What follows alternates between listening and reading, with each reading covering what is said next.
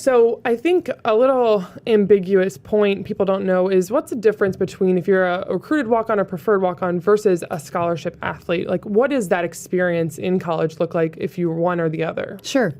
So the recruited walk-on and preferred walk-on, that's kind of the new name that it's transitioned in. Recruited walk-on, say 10 years ago, was somebody that I really wanted to be a part of my team, but I just didn't have any scholarship money left. Okay. Like it was a kid that I'd noticed after the fact that I had allocated all of my scholarships, but she was worthy of being on my team and somebody that could potentially earn a scholarship.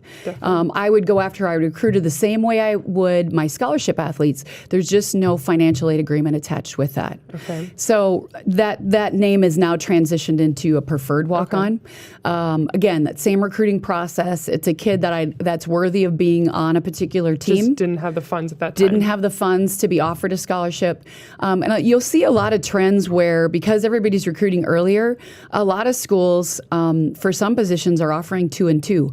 There's another question that a lot of parents are like, what does a 2 and 2 mean? Right. 2 and 2 typically means that they're going to walk on for 2 years, and then they're going to be given 2 years of scholarship later on. So maybe when a senior, junior does graduate, something opens up, that player will get the scholarship. Correct. That's kind of dicey, and I always recommend that my parents and my kids get it in writing just from that coach. The difficulty with that is the coaches are never guaranteed there. So if that coach leaves, made a promise to you then, and they're no longer that there. offer is no longer there. Right. So understand that there's a lot that goes into walk-on positions, whether they call it a recruited walk-on or preferred walk-on. It's all a walk-on, right? There is a difference in where if a kid goes to school and says, I'd like to just try out. Tryouts don't happen very often at Division I. They happen more at the lower levels. Yep. And those aren't preferred walk-on or recruited walk-on kids. Those are kids that just come to the program and go, can you give me a shot? Yep. So with the walk-on position, understand that there's just no scholarship offered with that. You typically can't tell any difference between a scholarship player and a walk-on player on the team. They're treated the same. They get the same equipment. They travel the same. There are NCAA rules that say that you can only have 15 travel players for any competition. So if a coach has a roster that's bigger than that, there are some kids that do get left home.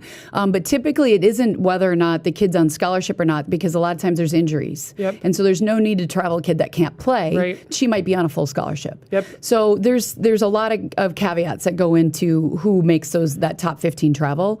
But usually you can't tell the difference or anything. And I get that question a lot, is if I'm being asked to be a preferred walk-on, am I going to be treated differently? Yeah. And the answer to that is typically no. Oh, yeah. Everybody's treated the same way. That makes me think back to my days in college, and when we had 15 on the team, everybody traveled. But when we had a team of 21, there definitely were weeks where we had to sit people, but it wasn't always the walk-ons. It was sometimes just somebody who maybe didn't play well the last week, whether they were scholarship or walk-on.